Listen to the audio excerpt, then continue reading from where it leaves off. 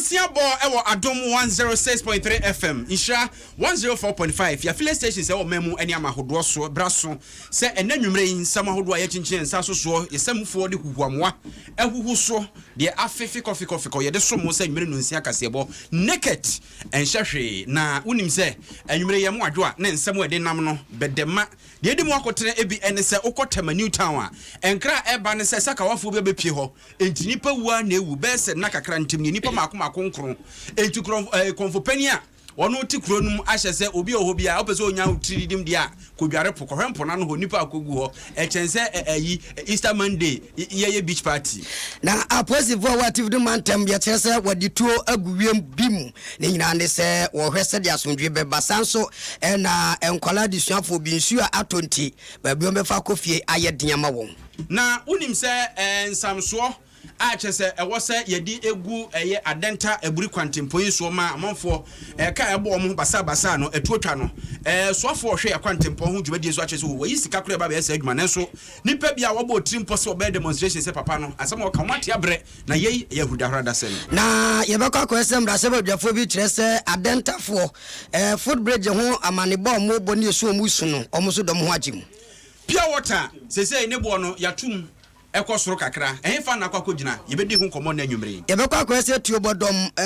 double track system eba ye yase teacher fo bi ene nam tuobodom SHS enso ade kire omo nkire bi adentia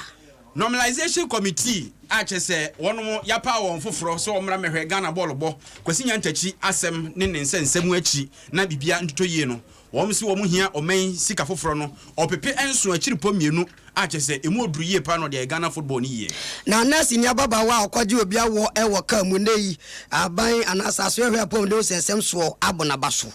ensem no edoso pa we eyani na yefa na se ema Nokia Android Kwa FX aye new booster papa ebeboa nipadua no MTN everywhere you go Grace Homopathic Clinic ebeboa amaja etunya do ase e de amount Total Ghana eno ene fanwo anase anwa papa egu ka mu a emaka engine no enya hoden Kingdom Ginseng Power Capsules ebema bema wasipi esita na Carbon Gold ene obenum na nopa awia anwumra wotede na afesu no wanya hoden Fresh Lady Capsules ene esiesie ma ama emema so akamfo wonum na tabia heba meshade udim se bibiduro soronko a ene ewunya binom a etridi ne anumto ebetu ase entententem ensema akenkan ma onyina no yabono boa de ato adomonline.com tuko honom a ubetimi akenkan bi ya the voice of the day ebebrewa unim se Vodafone the future is exciting ready waye krado dia ye nyina de ni je ne ewura da chinim na sibi men and women capsules enso eyi dwunsomu ene enamu sayare ahudo nyina edi firi ho na dom trotro ebeba yas toothpaste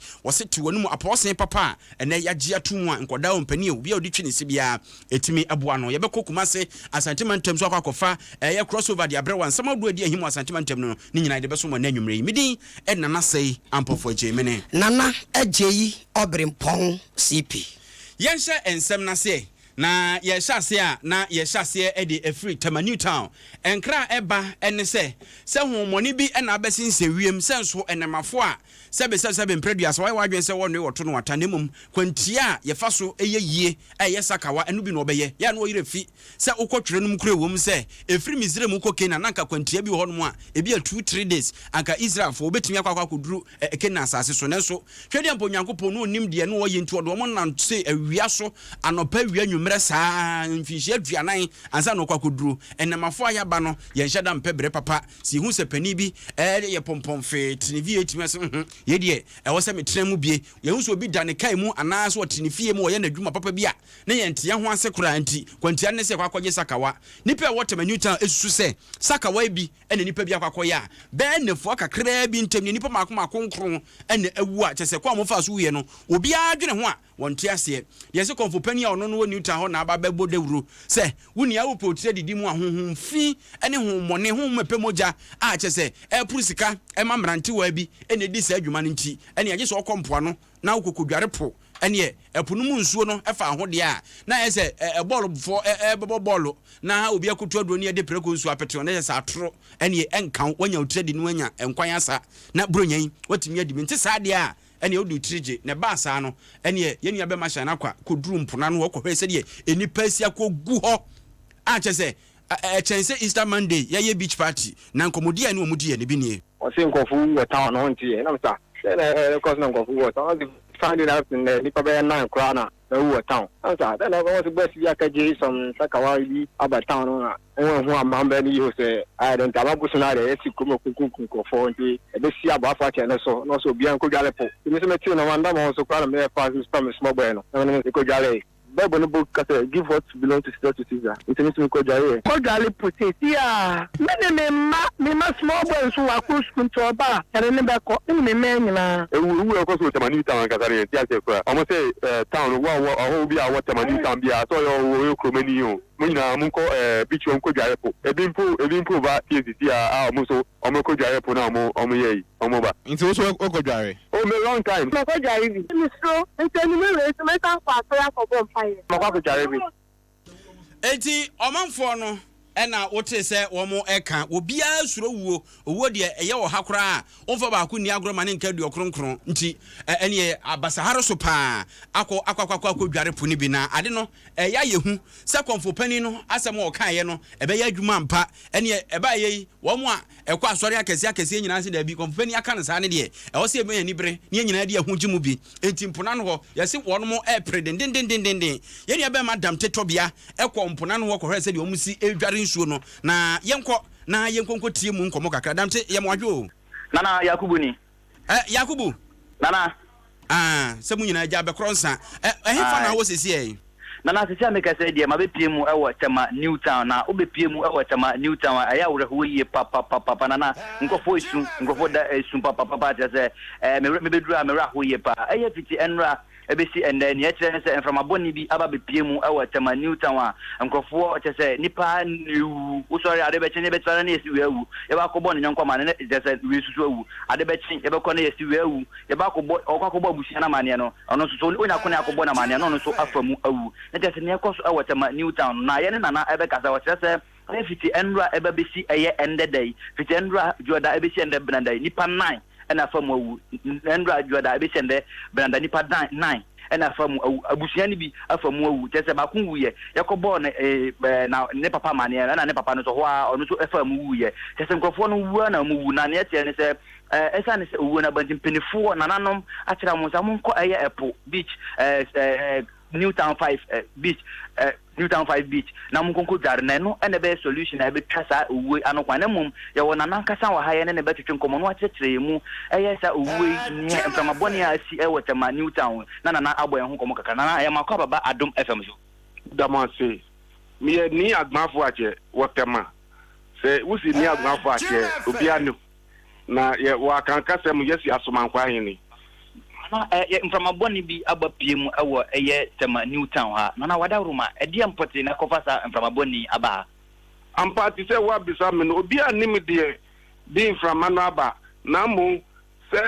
okonfo pen ana asomankwa ni wokrom no afina me de mi konfo omu wokrom no ye be hia wo hu na ya ye hwehwe na ya hwe bibi amfonso no free na kwambia so se wusu be hwehwe ansa na wadi ho adwuma no bebre ibi masha say ya mani bi daga no because you ha se boniti te sasia uko dware mpo a na ube dware eso anu ibi masha say ya daga na fina mi de mi konfo no behia na ye hwe tempo te na ekoto yetumi hu a na ya so anu kama na ye show Agyei Obrempong sam from aboni ya na ye de ne se obi kroni baba akwa ko wi ade na ko wi akonfo bi ade eno ho dwabo na abai eno ti nana ne se wote ye yifi na konfo no ba na nana tete nya ade a obetima kasa be betan se konfo no ba nana mama kama ata na yakọ nana nti ye so ba ko bi akonfo ade na akoba na sa etete ko ampade ya ju akonfo ade okonfo wa ma ya bo de wu wokorum ye ndifi oni nti anamu on ya do betu no no so watu na anamo nti ye ni to no no de mu from na ba na ye free na mu se benfo ya kitakro nu ye hwehwe wo na hwehwe bibi e free na ye nti bi ka de ye be hwehwe ansa na ye de ho adwuma ya sha adwuma na adina no mbafo nti nana so bi ankodware epo bi ada na beto no and the Audi from Manusia, yes, one Gaza would be. Okay. Yakubu. na deɛ ɔmo keka wɔ kuro num sɛ sakawafo deɛ no so ne ɛwɔ amisa konfo pani nana o je kamia ise nana konfo na nkasa eba ewura mu akwa no ma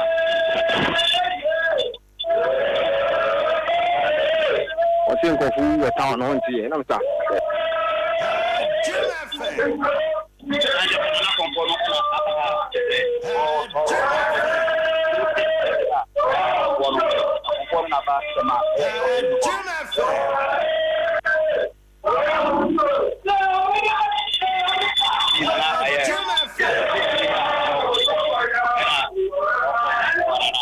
Yakubu ene ma ye na wase na ye mfa wonsi na wankasa pe baabi bata na asem kese abakuro mu no wakwa hwehwo sa yamfo ankwanko yi musuo pe baabi bata na ye besa aba onchen biem abra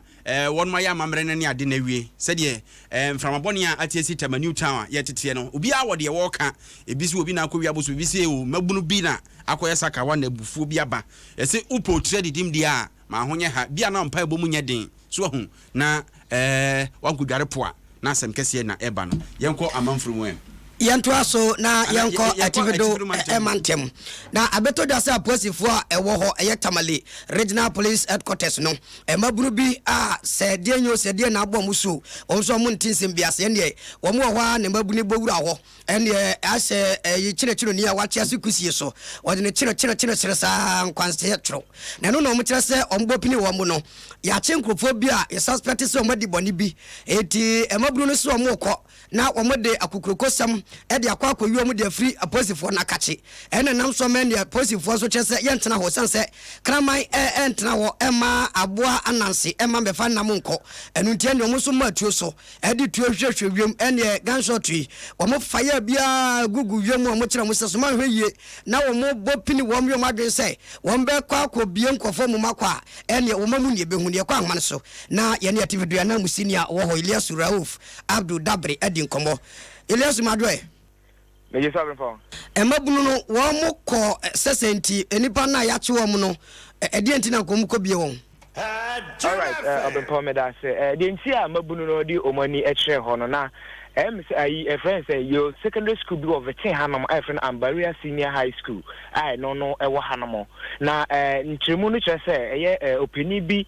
akwa epeja dan bi edisi school yi asase so school mpanifo kan enyi enti we enam so ema na otwe na otumi no atwem no omanfo omo vitin hanam no de wo mo so ho dom mpanifo omo hwe school no so say omehwe na omo so aboa so de be opini no ebetumi ayi ne dan na say djuma wo di no asase no so de afri so nti we sa no na say nti ase no enhyeda emba yi mpanifo no ne opini na wo pagya dan no de esisi no na nti ase no enkoyi kra emfa emma omo nti we enam so ema opini ba ko ano no ewo mbabu no omo de omo ntuma akwakobo school penifo no ntuma ano se omehwe se dan be free ho no ba ko edi nani ekye bia opini pagya dan no edi asi no nti wokoye na cement wo ho no mo over 100 bags ena blocks na de count ti omo de what the second since mint no etuguye ebububu blocks na ade nti we e de abufo e de ma opani no mo de na ni HM police headquarters ekoko logic complaint say juma say no obi edi nti police so hwehwemu e de kwache sa opani ye e de na ekoko shemu ti we e na ene mabunu ana say omanfo mo vetin ebo anju so no mde omani HM police headquarters say omokọ na omakọ akwaje omu nuano nti omokọ ye no mo ye say nkomo pe bill e de ama na mpenifo no ana police on kire omu nsemu say omu che opani no bobo omanfo no bi din say woni omu ne kokodi djuma nti kopem say omu no benya sa nkrofo no enye ade say omu beyi opani di ama omu ema omu de nakọ nti sa no mentime ho ase bae na mbabuni edi omani akire mu charge office wankasa na omkoso omu kwakutu dade no na omoyi omo nyonku no afimtie dani anibrese na ne se police ni atuom ben na wosu di mirika ben utu na omo di mirika kwose sa wo mutu omo de hwe soro na chese woni shot ahodo na omo toto ya di hu ebo obi omo di mirika ntie enam so ema police no brebre etimi nya nipa enan echi wo mo asisi amikese no omo achi nipa nan di afri wo mo a omo ba se omo ba beje wo mu nua no afri police so ensam you see ya che enan dia ka omo nua na wo hyem dada no che omo yenum Alright, that's a pane. I'm an bueno Obama, Iliasu, TV Mantem, on the Tunkra, Edmaye. Yanto Kasiebo no so nene enwumre nsam a yɛtie nyina enye de. Ensuo ne hehim awiei ɛwɔ nkran ne mpɔtɛmo na wokɔ engresi amanfrom de ɛfa fete kakraba mpɔtɛmo no ma esi school nkɔda bi. Wɔnom ɛnante ekɔ na wɔn apɔ sukuu no wɔn bɛfie ne nsu atɔ ayiri afa kwantempɔn nso kyɛ sɛ nsu a wɔn fa so ekɔ sukuu no ayiri ama yɛsɛ waka nsu n'agya sɛ ɔbɛbɛfie no aka wɔn no wɔn nyame yɛn nua bɛma Kofi Agyei wɔ ahoma no so Kofi nkɔla ne da so wɔ nsu n'agya hɔ. Ampofo ɔmo da so nsu n'agya hɔ nom na sɛ deɛ amanfo mpanyinfo ɔno yi ne mmeranteɛ ne yɛ ne sɛ ɔmo na mu ɔden no na ɔmo pagya wa na ɔmo de ɔmo si nkɔla ne deɛ ɔmo de nkɔla ne si ɔmo kɔn ho na ɔmo de ɔmo ayɛ kakrakra na ɔmo de aba esi nsuo no ma na ọmọtwa nsuo no na okopie mu amanfo peace na hɔ na de tie nie bridge bi wɔ no na bridge no esua ɛma nsuo na volume na ɛba no ntanyimire nsuo na to bɛɛ don se bɛɛ miɛnsa kɔ nan ano ɛna ebu afa so ma melo ka sɛ bridge no mienu nyina no uhu bridge no ntekwa no nyina se fratatatata na kyenya nyame ɛna fa pia school car bi driver no minim sɛ wankɔ driving school nsuo yi sei dava ne kwala ne na musa ana kokoka nsuo no bimfia me no ka say na nsuo na yia fa se nsuo na wura ka nim enti amanfo ne mrante na wo ho no ana abɔ modia me no ka say o mayi kwala na free ka nim a o mo ne kwala no esisi om kon edu o mu etwa nsuo no de se na mrante na so gu nsuo na genti kwala ne ba no ma san kwala na o magu om kon na o mo do o ma twa nsuo na me no ka say eguso ekɔso ho no ma afa o san ka say pon de se amanfo na so gu nsuo na chi peace town no more. I'm from peace town English. I'm from Angola. Eguano. So and I could pim. Our father Akraba. And also the other folk I saw kind. And also the same thing. Also in sooner year na Joshua. The sooner man sooner in answer Sagana for ya so thing. I must see a direct in soon na. And I found this I'm a man from the down every. And I say sooner you and in soon Niquine or watching in soon so. Papa ne kwafa bi ope ndi zam no kasa ko pie mu zo onzo a abanfo da so bu ko lolo kwano a omo twan se nsuo le ba twiten na ape omo tin akomu fie enti zam no we pie mu awa amanfo peace town a enkwara no gunso na ja enti omu du a na amanfo do mo so om kon agwon Kofi o kan peace town ho no nsuo no ebrebe na toye esan se yenim se awia ton ne nsuo ne toye na sabre no nsia abo ekopa mu kra no eda so te de tie Ababaje habia no so no tati se da kana esta habia na toya nonum ya anete nonum ya anete de tisa no so no be bi free be possible nyina no na akeka bom na bridge no ho na so no nyina fa na nka abubo za na across road kwan de ko oja down ni ho no ana bridge ni so a enti so no free be possible nya da ne ba nyina na aka bom a abu afa bridge ni so ama obi antimi nko obi antimi ma no na wada ma betimi aboa me nkɔda ya ka so maka nsu agya no mu fie ne bɛbɛ sɛn aku kwala bi obi engineer sa aliko dunai from kwala kwa ya ka small tasu de kopum Jesus enti omo ana omo kwa omakoka nsu agya no enti ka ne say mini na me kan driver no mini ma agye nkuta no ka ne kwa kan nsu ni finfin enti amanfo na omo keka mu a sana omo amavo ne eba abeyi nkwala na omo hese omo betinye tia kana amno ka se omo pia kana dia kosi konkoso kakra ndi gasa dia ntezo ne kenka ne nkwala nya de koya ka ne de nka se besi omo kan aya se nkeso amboje ye nyina mfimfi mantamu ade ye tisesi a ne se mpota na no nkwanhia si ya nipa maako nsia hwero mo nkwa omo eprepra akra bi da so gwa ya asabia no nkwanhia sesi anwumre ya ma meka sei nipa be se enum omo dabre mu nyakra zero to jump pepper and you may ana yan just the bia dan no kwasia da ade bete adwade ya kwasia si ya ahwa biem na and also two sprinter benz that is sprinter ya bakrumo also amwa biem ana almost every bio de biase sprinter benz that registration number AW402 AW402-13 also every bio de biase na chese ordinary kire enka na on chese walodu akutuo omam kofa kutuo de bagya bi na walodu akutuo no back seat ne last seat no bezo kan free kire wa first and second no ni nyira kutuo gum na ma na kutuo no omo dia no omo so ewo kanim enti omo du ba bi a ene na se akwanhia ne die no ana police commander a ono na he kwaso kusakuta juma die so DSP chat obri chese odu no ana no so ne tie akoba ya no so emdo no apompe ne den sa entemli kantante ana ne tie ne pa ye bu fast nyensa ama no ka se enipa 11 na no mu no omu na prepra but emu enum ana omu de mu oden pa me no ka se do wa kogu Winiba trauma specialist hospital doctor for you so erese ombetini atwetwe moja Agyei mu na afi omu ho etinya de zama no ka se de driver ni animate no omo so ka mo critical no na ejade form yansa omo so ka ho a me no ka say but insiana kan de omo de no mu nyom tidim kakra ba enum ne de me no ka say omo da so egu hospital wa doctor for say obetini agina so ajom gwanti anyum ne so the SSC awo Winiba kwantempo so na post commander say sha ni nya emikatente ya emikatente a driver for ye pentema kwa ba na omo cha ne no company den bibi kitwa bi tane pa ya na se bu faso yo Kofi mayana wasi wo ho na de mo ani nkonkoda na aka nsuo na gya ho no so ho pa yi maye ebia ye besa ba onche bi ne ba behwe de asi ne ba ma Kofi Agyei e de tene nka e de efiri mfimfin mantamu de ekoso na yensan ko Tema New Town enkoma ye diye se nipewu basa konfopani a wono no e wo Tema New Town e kire se wo manfo no wo potre didi mu akoko dware po no ye se konfopani ba ko a wo ba ye asama wo kan se akwankyere wo ho no eye simple and tietia ni nyina ne se asore da bia wo New Town no wo mo mprɛprɛm ma ne mmema nyina nkɔfa praye ene Sunday school fo nyina mfom hunyim emprɛprɛ emufi ne nyina omboa no a omo fa no so enkogu pom de aba no no Yakubu na asore da no mo prɛmu anwumre wei ana wo kyira no pa na mo ntwa kwasi ada na ne ate ne se konfo ba no aba bepie mu ha na o kire nyina ne se pen na Agyei na o kire nyina ne se unity eni Tema New Town unity basa yo e wa ha unity ne e wa sa mo ye ne se ya asofo nyina so sorry e Tema New Town ha nyina o sa asofo no e prapra e ama sorry dem am prapra sorry dem na afinu amo ntesa efini nyina empanko eye efunu amo pangu efunu amo prapra eye efina amo pambra eye ahimfia na ga yemfo no nya nyambe na amo ntesa eye efinu empanko gu eye bichwo amo kugu efunu na ne tie ne se eye oman for no nana okay no tie ne se eye residents na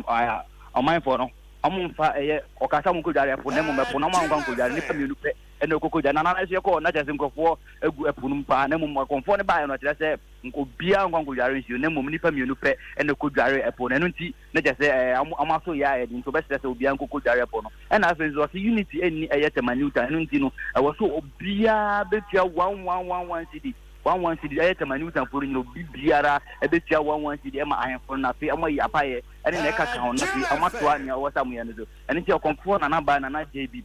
awo ohene no wa Agyei ameka ze na ne abri ya okoma enye faja agrokra nti asafo no obia mpra na sorry dem asofo munyina ne Tema New Town for nyina amompra ya ma sorry finu amompamra ya hemfi ha na fenzi na nanu munya nyambe na sama sese finu na muda kwakugu epunum ansa na ye asumdue ebetimi aba nkofo ma enwudie mni nyina to beta na sama anye sayi ya ma anye sa mamre ya nkofo ankura na sha si wu na mum amu wi ya be penifo no se penifo no so na ba enfo no so na tese na wu na tese e ba be kwanto be tese nya wakan wasrem penifo sa mbe sa jibe nyina amamu na na ye se eminim se suma na ba no ntimi mi se suma no kosan omukro mo masa akwan no na wangana no omo se omo oji ama nananom ana se no so omo oji akugupum o tira se wangana no peace eni asumdua eni Tema New Town enti ena akakoba ne ntia mo ji wangana na ba nananom na mo dia ya pae na se ya mo di kwakugu epunu ni we ndie na na JB okonfupeni no nyanka ho asamu ntire sa mo di kwakugu punu ma na asamu nya sa mo di kwakugu punu na omo di ya pae dia na je se nananom de beto snap ana nana JB nyanka bibisa institute mu de kodi pota mu de za 11 kwakoye nti nana da so a okom ewa nti nana enye ize kwa nkofo twahia na yesa akom ni ginam denden se yakase nana ejinam papa mama pie kura because kama yesa nana ayesa no ntama wuntimi nyina hono ampa na mami misa wo na wangana Tema New Town hofo nko ana se Tema nyina fo ene ntua sa wangana no Tema New Town ahana from abone no apia nti o kire se Tema New Town fo nyina amocha nana yase amu ena sa wangana city amu nyina obia abofro peniu akra no kan de kra na wo no kra na awo se eye o ma me obi isa 1 cd na atia wo sa abofra no enam ene nti wo ya buhia ni na se o ma edos ma sa 1 cd se obo mode aso be tua amasa eye wabushafo nyina na ene nti eda so a ekoso ha na Yakubu kosoafo ani di akire se de o se won kom nwie ye de bia na nsem a nananom de ma no na emma nwie yi nti bia na bia sa pie nti ye besa aba na ya baba beto aso wo honom nti Tamanu Town so de ekoso no na ye ka Tamanu Town se omanfo ho nyina entua wanga na no ye hwe obi a onim Tamanu Town no ba bia wonom ehye etofa ewotema ho nankasa ne ehwe se ye betimi ehuna no na shan akwa ye mo akwa ba enim se Tamanu Town na otie ye ka Tamanu Town a traditional area no said ye nananom ka se omuntua wanga na ne se hene bro no ben na se Tamanu Town na se anti ye hwe wanga na ye free we na Tamanu Town de aso yie pa wo kwa we free community wana we dru fishing hub honum no na se wo be sha se free awudum ho na naval base no wo be sha se free ho akwa awudum afa abonko ese never base no kra ka ho never base so jafo na wo ho nyina kra je se mutua wanga na ni na ka New Town no ansa wo free akọ baby station no wo edi akọ manhiam manhiam ho no ni nyina hye New Town fishing hub ni nyina ka ho ni na hye New Town nam no ni ade nyina ho nyina hye New Town ase ho nyina hye New Town ase nti se ka se agije pa dia ene ska mo benya no cause kro no sunye pa ska mo benya de ho de emu akontanko na nanom se omo de ya de nti emu akontanko ho nti ho ne sunye pa nti awudum nkwa ni pegu ho no won se adan ho na akoye se omo sisi adan no ho ena bi no so abobo ntabo enso wo ho ewo ho nti ntabo no kra di ko baby afro wo a ho kra ka ntumi mfa ho aya no yeyi anamokwa ato nipa fa so de ba wa na nya sem ketwa nti se ka se agije dia nipa no be dosu ye papa na wo kan nipa se dosu yi na je se ensore so be dosu ensore be ne ensore ben so na Tamanu Town asore bia wo krom ha bia wo man mu ha bia bi Tamanu Town asore bia be free Methodist de kosi wo ka asore ben me ko ICGC ese mo mpra mo asore hu fi na mo mfambra ahemfie na emfa nkogu mpoa no na we de me ntimi engina ha nka ne mo we wo hwe de akwa de abaye na de tin se anadwo se ebo etire because enume bia wo ko park wo ho park no so doors ho na akwa se football community mbemu na wo ho no mo pe ball pa nti park no doors ye nti wo ko park bia so enume bia na free na otwe ko no bo so mo ho no mo ye asore nti enum chi se egbo echi na ehwe yo esan kwa ma ye na wase nti na de ewo ho no ye se ye na ya ye so da ye Adom 106.3 insha 104.5 ya file stations e wo memu ene amahodo so wiase nyina anumere no nsia Kasiebo papa Naket so wo se Kasiebo aye kan ye mfa hwenka ho Nokia Android any phone papa ye kan forma sa ya pibito na boawo ama nkita hodie no akonkan phone ne tiapo ne battery ne so ye na oto a echewa wo nsem kwa FX ebeboa ama ho odin no asisi so emma yare no emmansa na yare na bampo a fakwa FX etu ase nemum so wo na bribia yare kora entimi me onipadua na kapese aba be kan wato ho MTN was say everywhere you go and MTN de akonya aba say FA Cup ekoso English mem no betimi akwa akwa bi wo dia ne se obekọ mtn.com.gh na wabuku Emirates flight achese 28 February 2019 final match na beba so no ho akwanya wo ho ne se wo fasa akwanya me kire wi so di mobile money eto Emirates flight ticket na ye ma 30% discount na ja wo so de akwa akwa bi na nipa miensa bi wo mutiri be yi a o menya ticket ni free abra wo de MTN mobile money edi nkita ho nti koso a ema wa adwene enkoso Grace Homeopathic Clinic ene ye wa wadi tua se bayaresa wonu gina mu befu a nyasam ketwa kora ayare a wo mo hwe wo ho ene se de wo msi wo nipa ho abotre mfidie ni nnuro a wo de ye adwuma Grace Homeopathic Clinic no won kora bata ni bi won kra ha ena ebi so ewo kumase Total Ghana mepacho se wo yusu ka na ka ne ye papa opese ka ne chema wa entofu obabi abasa bia asa Total no hwese de omo asi arefebehye omo service stations na se Total for omo ani abre omo mini business na ne unya Total engine oil ni bi e de gu ka mu a ka ne tiapo na de omo de aba ene trosi club a wode ema adrafo taxi drivers na fe trotro drivers trosi club yi wodu hu wura mu pe na chese ahyase na ye chawade wode omo card no etofa nwo a ehon tete ho ne tefa kakra kra bi wo ho a bosome miensa bia so wo mo echade enti Total Taxi Club no we taxi driver ni ana trotro driver ni a fa ho hyem insurance bi kura bata ba bia yare a eno so besa ho kwan umpe wi na opedie yeyi mo ene aboafo nka ye brepam ye bedi wo ho adanse a kyerɛwo ensem na aka kyerɛ ne dɔso ye fa bi empia wo na se okɔ Medina ene na dentam potem we kama se amanfo eto no omusu papa esu omusu nyina ne se etwene footbridge a esese enka yetimi ye na wonu timi efa so na eboa se ka hodo ekunkum de pa eneyi obi twa kon betitem obi twa kon beti se pa na ka ebobo me no ena amanfo eto che se wo mo ntra wonye di san se empani aka se oyefunu ye oya na wantware wosia obi hu se bibi hawo eno na so mo masuan ne imra se badafo bi edom ho agi mu kyerɛ sɛ asɛm a amanfo ɛte Medina ne na denta ɛka no ɛyɛ sɛ hia papa sɛ aban de tu ana montentententem ya na otimi bɔ na footbridge ho nsɛm wɔ mo ka no aban nya bi mfama wɔnom ne ne imrase badafie na imrase badwani a ojadum amanfo wɔ legyekuku Dr. Bernard Okoboy ɛde tu da wo kyemkyɛ sɛ no kwasɛ so hwemu a ɛyɛ ade a wɔno akasa saa asɛm a ɛkɔ so no ɛha no papa sɛ de ade bɛkyi bia sika bo bio ade bɛkyi bia sika bo bio ne nyina ne sɛ footbridge ahodo a sese ye nye de sese nka ye to aso so a obi ahyase obi so se won to aso e na che se ekonkonkonkonkrofo kom e na ekunkunkum nipa o de atodwa wo chem che se ehu be hia se ye de ba ye na se mihia wo manyimu na ye timi aye ye sa etwena ahodo wo kwantempa ahodo ni nyina so na manfo atimi afa so maka ekunkum nipa tototo no eto atimi atwa o se o de atodwa bi mu che se ehu be hia se assembly ahodo no kran so no adrafo a mu communicatenten e de che se carelessness no yen kwese be twetwom nyina mfoni mu din ne yen publish se de be ye be mo so ahu se wo mo kwan mo nam so no Ghana fo nyina hwe mo na mo na monte abo mu din se driver banza na mo masesa. The immediate past weekend witnessed a series of road traffic accidents. Most of the lives lost could have been saved if citizens had resorted to discipline on the road vis-a-vis avoidance of overspeeding. Some of the deaths were as a result of absence of some vital accessories needed on the road to prevent pedestrians from endangering their lives. Mr. Speaker, a Deputy Minister in charge of communications was involved in a near-fatal accident over the weekend. I am thankful to God and the medical team at the 37 Military Hospital for their professional assistance and help in saving the life of our son and brother. Mr. Speaker, some Ghanaians on a Sprinter bus that traveled over the weekend on the Accra Cape Coast Road weren't that lucky. 6 people lost their lives instantly when the Sprinter driver burst a tire whilst overtaking a number of vehicles. On the Accra Cape Coast Road, Mr. Speaker, it is written all over the stretch that overspeeding kills. Despite the warning, people die daily from the recklessness of some drivers.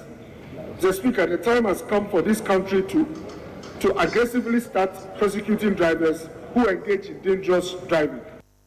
Enti weno legyekuku mrashe bedwani Dr. Bernard Okoboy neno na pusiga mrashe bedwani Ladi Ayamba edi tu dwa kire se onokra no se aye kan no obesra ban papa paso hwehunu se kwan no so hyase a onye kwan ye na kwan no hwehunu se wawie ansa na wamaka afa so enkwa se odemu akwakosi gya so esima mienu osiyansu ni oyabye de yebetu edi se kwan no se yeye ne yanye ne yie na yeye ne se havazadly ene kwan bia basa no a se ya ne bekoso so srepa footbridges no sem so a wo mo ka no omanya se mihia no mamuni nyina mu babi ehia se de sa atwene bi to yemfa ntoto. Thank you, Mr. Speaker, for the opportunity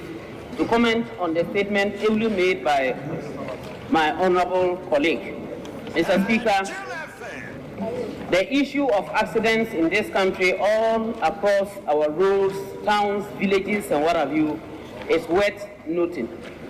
especially at this time of the year when vehicles run at a rate that they just think it is the best for them to get whatever they want to get and not respecting road signs and what have you. It is unfortunate. Mr. Speaker, in dealing with the issue of road accidents, there is a lot that has to be looked at. Mr. Speaker, while we talk about speed, carelessness of drivers, pedestrians, and what have you, we also need to look at the issue of our roads. we eye pu si ga mrashe betwani hanne na bo ladi ayamba nano na adanta mrashe betwani onmanyamfo yaw boabin asamwa chese we aye kan no osoafo no hwe akwante pon sensem so no oyawe pa wonim ese de omo kan nyina tesa na ogusukura no a oye ye ho adwuma se no manyina betumi akọ kanti no sa etwena hodo foot bridges no enchakura Ghana nyina ebehu se babia esese bi da diato de ye hyase ye nwe ye wie bibibia be kanti se ye tetete se ye kan news se obi atwakram ka abono no wo se esobete. So Speaker, deaths under any circumstance are unacceptable, and in particular, the deaths we are recording due to accidents on the highway from Tetekwashi all the way through to Aburi, which obviously passes through Madina and Adenta. But I am happy the House this morning is being apprised of the fact that the issues on our roads are not confined to these areas. The accidents are becoming rampant, and Mr. Speaker, within this weekend alone, you have a situation of 6 dead at Impota, you have 6 dead at Bunsu Junction, you had our brother, the Deputy Minister of Communications, Honorable George Anda, and 3 others in his vehicle. Almost, by the grace of God, they are still alive. And then we had an incident in Adenta where a lady was killed crossing the road without the adequate furniture. Mr. Speaker, we are challenged by a major infrastructure deficit. Since I became MP of the area and had that privilege, I have been liaising with the Highway Authority and other relevant agencies. And indeed, I have been liaising with the Ministry of Roads. The Honorable Minister of Roads is very, very concerned about the situation. We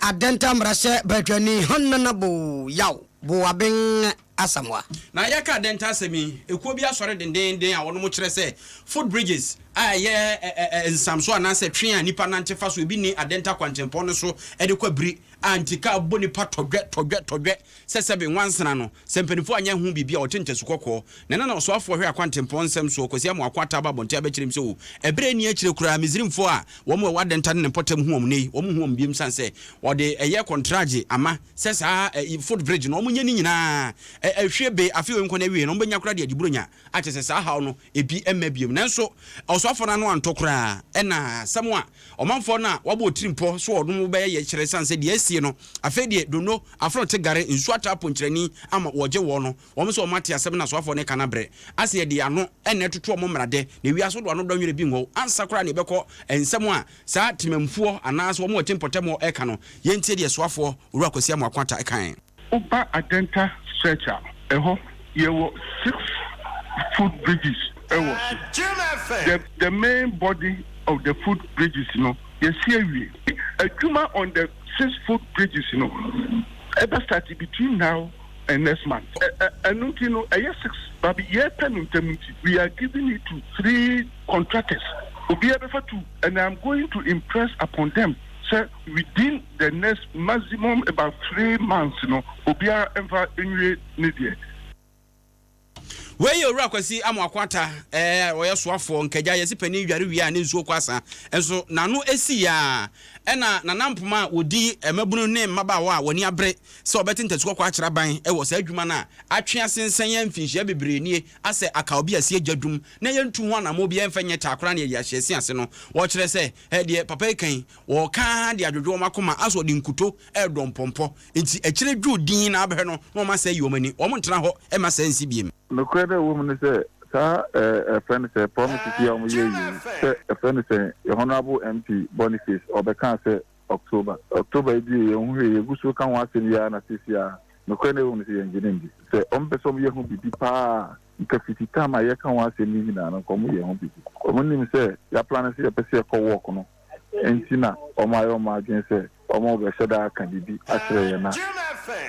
na nampoma eka wewie no osade si so se aboso ba ne beja paye no ka mampanifo ate ase se asem adanse enti ene ekum so nkro so ayi hu ahwe eju omo te sa asem no mpeso hu no krenti omo nkasa bo akire eko highway authority a omo na hwe kwantempo hu dwumadie nyina chese sa de we ampase ompanifo krata mu so de ama contract a omo behunu se ewo mu ampa omo koye no na se nhihye ne nkrata se ma o chese afie besim no mom ene omo be hu adwuma na se mpanifo edi atro se de Ananias edi atro kire mkonkro bo hwe ye no enu bi na be ye de a ene ye kire ne be ba so yeah, personal checks or highways or information from highways a quantity food bridges and street lights no so be a part next year you pursue to be cost now apart from that there's no turning back work in the we will not disappoint our people but promise is not there we can't trust him and yeah oh hi and kabwa dan wuntimi nam wasomonyo sanse oda ya no asa bekawo enti enkosi se won behunu sampa dwumadie no akwakwa kosi no de komgye ane omye wo na da yento aso na aban ba ye no na adwese ade ba ko bem na ehia ne pa eye enwomasua reference education enunti de na do dan kwakufu ado de sire ni so behwe hu se Ghana mabunu ebetimi anya nwomasua mapa na etimi abo sanse o man bia o man ni ku ne nkwala nwomasua hu nsem so ne boa emoma no sunya daache enya fapin papa edo na gina so na oba ye no se o the free senior high school beba eno aba ebo adwuma eno sa kofa se double track system se de be ya adisua fondunduro ni nyina betimanya akwanya no mako school no so ekokoso a ne nei ena headmaster wo Tiobodom senior high technical school wadia to da wo chemche say double track system ne ba ye no abo papa is highly essential na so we mu a na kamia ye say edi how kakra bi edi abre wonu mu a edi wonu mu nya papa hawa edi abre wonu ne say so hwemu a na disuafo ni bi wo ho a omo ba ye no subject bi ho man chusu erutama chechefo ni bi ni nanam ho enso omo nkyira de boso meso a na betom krudom a che se hardwe pa oso so hwemu a na course bi te se general science business and agriculture student ba kumponi wa wo ba school mu ho wono no o choose say obeye general science anase business anase agriculture enuti nam so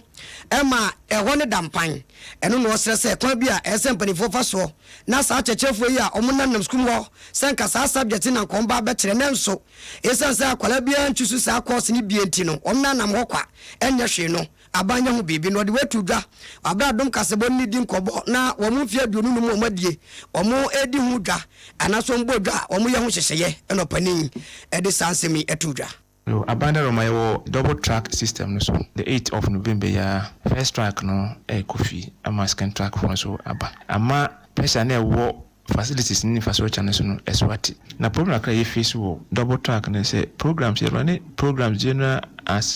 agric business home economics and technical and so this year no afie no ye nya nkura bia amna meye programs you say business agric and general science nti amap sa program no egu mako penifo kan kire wo ye wo secretariat original level aka kire wo senka wo mon ntimi nya nkura ne bi mako ntimi emeye sa programs no na wo so kire say this na sa akura no amfa sa programs no ntimi force no e man nye nti any problem aye pa si nya nkura bi dia nampa next year dey say be all the 3 programs pe nti ho na ye problem ye face we penny oya headmaster Tiobodom senior high technical school and your training kaneno and na ban krache wo techima enough Peter Mensa Kumbeso to Adom Kasiebo ma wo chemchere say so we mu a na de aba be no no onbebe so obetu na mon na bibibia ombetimi aye masa ha no aba no etu obetimi atwa no wo matimi ahwe aye ni nyina se me no kase all students yen hihye bi say ebetumi ama school science laboratory wa ban mu no yen hihye bi ase ebetumi abo ma school no akonanem na se ebi da university yen hihye se ho nkane asem ne betumi a improve no ni school no ne PT aka bomu a ye to wo kama bozi etintim gates na ede amano a facelift na ayekra behwe na me ya Adom a Bosumia Ibisimi next month, we have a catisol for the construction of 12-unit classroom block and a dormitory back home at the Tiobodom Secondary Technical School. We are bank at your war, Techima North, Peter Mensa. Yabewo Kumase Asantema Ntemu akwakofa crossover yenu abema na uku de nchemu ya krado tie dwemu na ansa na no mayenka wo se Kingdom Ginseng Power Capsules na mema ye mema entu ye bema na wo mema yo no ensipia benyansafo ebu no beyenka na sempe Kingdom Ginseng Power Capsules ne nkenya ho afi wo house mo masuntiri no kra no ahyase piepie na jesa ahode na bedwa Cowbell Gold yebeno na nopa na se wia anase nwumere ahode ewo mu no enyasem ketwa na edeso nkora pempani pe Fresh Lady Capsules ebeboa mama ensoso asi wono mo dademu ema no aya na nsem pii so hu na emu asem no so no yenka na kese wankasa no wani monyam no ebesi so a na ejina omodembo no so no Fresh Lady Capsules na beba na siye Tabia Herbal Mixture bidura ejira ne naso mfinhia makomako edunie eda so jina ne naso 3D anaso wonum na ato nom Tabia Herbal Mixture obabu nsa ne meye kura nom Tabia Herbal Mixture na yenko enkra yensaka ene se woni a eye nsuo eye pure water yi wom se de niema emu esi dada no wom bo no matum enti se eye packet ya kane nanka wom eton no 3 cedis 50 pesos no da bi no ton 3 cedis so ma pagya ko 3 cedis 50 pesos enti wom hwa ni mu se wom so eton no ba ko mienu miensa no wom so ebe pagyam se be wom ho beyin ha wom ne ebo akire ko hwa na je se ebre bia efie piri dunsia wom ye se nkom ntum ko 30 pesos no antentam wom nim se bia enei wom ma pagya ko 3 cedis 50 pesos no wom oton no so ebeton no 20 pesos na anaso wom de be ko 30 pesos na yenya kasamafo de ma wom a eye nsuo yi de eba edwaso kwame Japan wa manso eya kwame ye moadwo nejozo wapo no mboko de nyame adaroma eye de ye tie ne se nsuo a moye ma yenya biton mu edwaso no sachet water no mwoto ne bom enukre wom nokre eba ne se de na aba de aba ne se ya se no sisi ohun se bibia konanim enema ya die nsuo no roba na die nsuo no ye krefre abrochire ba etesa abotia e fe ne granules na ba no ma be nane na fi na omudi aye roba na mai afi ye fe nipa ajuma fo na omusoso aboaye mensuo na ye twifra asase ase no asane so pashin se de esone eso ka ye de nsuo ne gumu koton petro aye de gu ka ni bibia wo nsuo ne ye ho bia no ekoso sifri best 2016 nsuo ne bon ne de gina ne gina ya ye ho sa ma se de nyima ne bi egu dina ko wie se yetimi epagya bo no kakra se ne be ya ye ho ebe hen ha kakra eninti na ama yatimi atu nsuo no ebo no firi adwada ebe ene ye betum dia kotri adwada ebe ye ana musumu tuma kosi sei ye tumu dia ko bag ba ko asache dia san ene omo no e be ko 3 cedis 50 pesos enti mutum za na mo hwa ni mu so mo a eton no baako ye no dia nwuno nsue o traffic mu ya de no mo so beton ne sei omo no te omo association from ice water sellers association omo nanka esesenka omo esesi omo niema ba omo so ye no mo dinka so kakra omo so nyina omo su ebi omo se no o to nsi na ada so the ice block me be so ana se o de be she fridge mu electricity bill ba ha nkora omo tonton ma o ma kora no obi aton ba go a o de oje to omo nyina so ke kasa ni mensi ani mu a omo hu so omo kire omo eno nti na omo so ni edin sa so ampese ampa eno enko 30 pesos no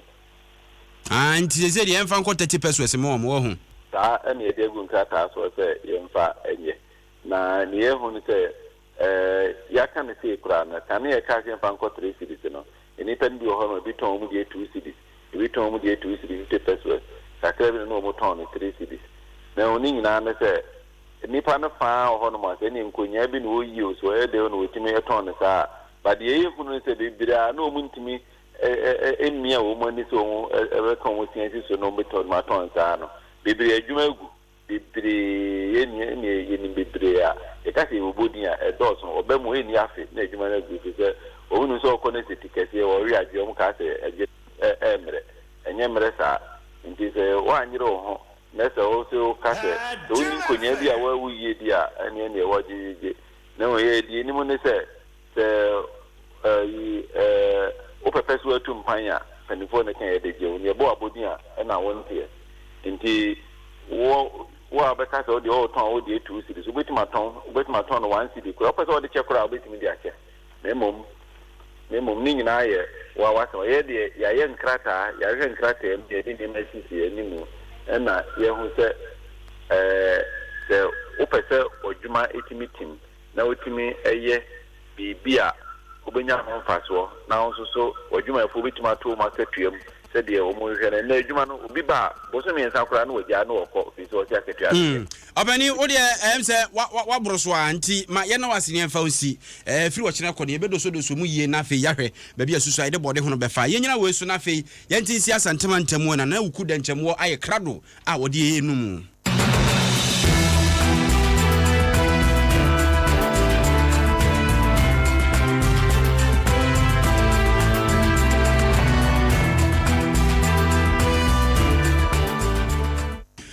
Nana ukuda nchamo oti yanka ene yankoi nchamo oti yanka Bema 04.5 top high abrosa nso ne butua ye boy dwuma ye to pete wa santemam ha na ka hu se enne uba santemam ha na se wani se ka cheni na ne se amanfo santemam tam ye sisi ade cable so pa enye papa no aha na ne dodo na wo ye se santemam te ba businessman ha no mugio wo moti dwade akasa se entwom koso cable tantantan na ne de fama na ne twitwa mo so mo sa mo ba obuzo mo kwa mo se de kwa santemam tam no ma ba behwe agua se dwa ne asoa ne de ye dan dia na jasese abasisi abati senta market ase wo bi fi ase saa na ekoso enam so emennei amanfo ani abre papa ni na no eye energy commission for panfo anom storm asante mantam ha sei na wo panini pa wo no eda certified electrical wiring professional no owura ya ampofo ababio ede atudwa kire mpefe sei de ekoso nukrani abofo pa eniti no so mba abadi omu free sha porpori aduomi enya don beton ye hehan emasa bisanse mfo no koso asante mantam ha eniti omu tuhu anamom efie bie ma ya na se ene shop bia wa ya yamfa cables papa anwa ni na no ene abasa sadi nyina wo mu gusu etu hwa na mo a ye ne opani ebonkomo efa ho do amount to business as asant for intino obi aso ya no akokra no kebu what na say ko ya befa so ye be ya na edudum nti de ya chen say ye de kopa wa ha shanti ide ya hunu ne say se mia ya mia e betumi am kisho say amanfo be jai ahomabo ne to electrician bia ye adwuma o ba ko tobi asem ba e da wono ane so nti de wie ne ya ma krata na odi akoyisi di ne ama ya ma meter no a wo a wo ye adwuma ne di wo so na inspector no so san be test e adwuma no wa ye no so e di wo so nti asem ba ono license and a commission ne electricity so ya dia the most popular form of energy you use e was say aban no hwe ni use o yie na wastage wom no akofom ma me nchira ade ba ko so ayon na wa ko gina meter no na o use analog meter wo de we si ko na imagine say wa homa nyina nye na wa so na so ko enshi empu a aye ko gina meter no hwe de we si so these are the causes of consumption yen nim ewia na rem to credit na say ye na really ECG for anya so meter instrument e jana mfema enread ani awti eyo owura yawo ampofo ababio na desase we atudwa na ye ne regional PRO owura Agyei Mboaten edi nkomo no chekire mo se bukrani electricians ndi hadwene papa na landlord fo no bi su hadwene efiewurafo no dodo na hadwene bu abekire se we na ye papa wa se de musika beso ano no na electrician bi wonzo wa mani se so nkoto no no ate twobo no de bi ata ne sere ho wo wi ano akoto wa yes fun no de abeye wo den de jane hye ano na fa no ho de ode ne yere kwa akopodem wo dwene ho nya wo den ye be hye ana wo dwene ho efiewura edi for happy and electrician should be for edi baby efiewura di for ne say obi obeti advance ne kama say miwura edi we yekoto ho nsusanso ni but was me am di misika be so na meto e ba na sa pe efiewura wona akofa sa wa no nyina ba ele ma bi won so efiewura ka say wo de kan de obedua obaji bia me dai metua wo de ama no ono so wo de ma no so nkoto ade papa na okoye no na okoto ade anye enu nti na ha ne ye ka say so ofo obi o license ya ne ehwe hu say yon fom so a e be chiw do license mi go e be chiw license ya fru say na say no ya ji bebrede betua isu ne ma papa ba wan fa kwampa so anya so betimi so boni ablo e de say wa to ka papa na de ma dra banza so le baba say na nche nti anu ne kokofa say aduane hye nyina ede eba eni a wote ye wo panyin okasa mo asantema uru Agyei Buati na de sanse we atudwa na mo a efiewurafo ne amanfo nso akototobie na mo de atudwa sa nukre ne he asem we de mo dwere ho da biara ntiase hwan na makwan ema wayes amose anye papa yefo no bepie mo na mi ha sei abana tena ye aha na ni ho nanso no nani akasa akasa nyina wa hu se wayes ne ba na nye papa ma na bepie mo asantema ntam ya ne yakoto wi a afi na ba be yi mo se aduasa me no na ba ba fie agu so se ade na makoto ne nye papa ntim sese no we de na mo ntiase da biara da Aban fort mu because aban no omo krawa ese na eba mi feel the mede we say sa we na eba no papa na sinye papa mede we si fake eba o mani ma aban no ene ma fake voice nye den eba o mani ma decide na ina abanti o mani nyina efi abotire ba no ebedu kroma no efa wansu asana omo de akọ different shops nti obia ni wo me fa ne say bia airport obia ni wo a o check sa anyama na ansa na omo de abakrum omo ba na omo ton fine na me am ye electrician na me suma obi say onkoto ade ni bremi o sa nipa no no so bebe on say de omoto no hom na enye edien ene wo so edien na mo so say ahoma we eye papa we enye papa ye bebe hu efri omo sisi omo amokra ne ma ne ba no say omo mfa ne ma bone mba o mani na mfa ne ma papa emna o mani ne to no nipa no kona de abuse to no o ba de help no de o to ndi olim say papa na sanye papa etumu na munim hunim de say mo sisi omo say ma mfa ne ma bone ne de embe good store ma nipa ma de embe to ma ne fa ja hihye emra ye o mani yedi ye kwadwa so ne enya tesa ayafue amanfo guso ayetwe eno an ye so betie guso ne atobie enti sa ba ne so mpese ne yebekwa kofa wa ye tantantan edi akwakwa ye ware ne kowie ne gya hihye bebade a ene na so afefi wani obodese ne so hohoho ye ne wa hwese sa ne mafu ne mepie mu man Ghana mum ye so nkotofo ne bi nkoye den ne nkowie se nkofa sa awrefo we ni biche kese we mebo man no we eye ensema ye so ye to no yedi atu edwa abusuafo ha ye hyira 104.5 Adom anafe so na sempa Almano se kankase ana wasugusu autie na santimantem crossover nana awuku dentambo enimedi na mama munsomu ewa enkran emami Nana awuku dentambo ye beda wasipi Troy Steel Company Limited ebo danso ema hu sampa dana tiapo dana ye fe mesre wa so wa dwe so bobo danso na ope company bebo so a ebe ma 20-year warranty dia ene me pa chewa ye Troy Steel Company Limited ene enyasem ketwa omo chense na efe papa from CCA 0302 850 802 0302 850 802 and 0303 967 400 edru bra person obo dance bi afres anombe yi wo mo adwumaniti ankasa wo yema 11 cemetery